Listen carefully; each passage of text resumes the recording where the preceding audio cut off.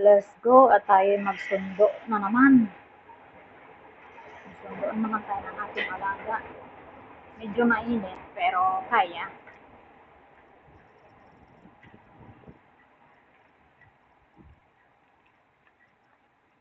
Close muna natin yung gate.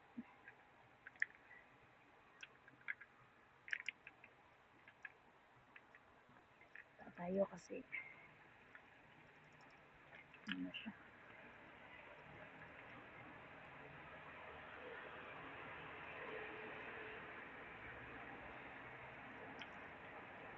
Advantage yung marunong magbisikleta kasi mapadali yung mapadali yung punta mo ba. 2 minutes lang na doon ka. Diba?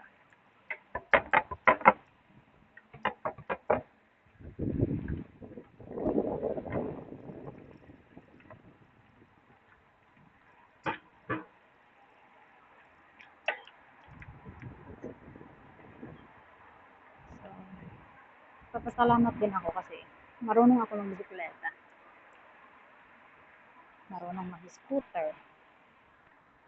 Yung amo ko, hindi marunong mag-scooter. Pero marunong siya mag-bisikleta. Hindi totally yan.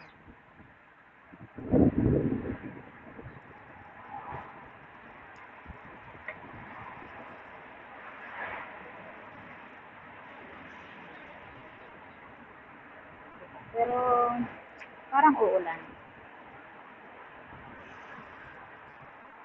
Pagdating dito, tenderhan tayo kasi minsan may sasakyan na papasok.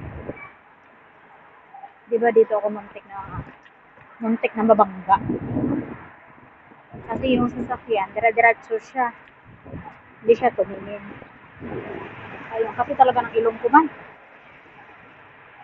Dahil lang kasi ng ilong.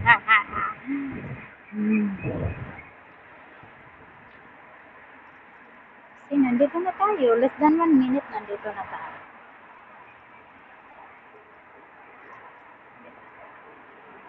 So, dito natin siya antayin. Ano siya?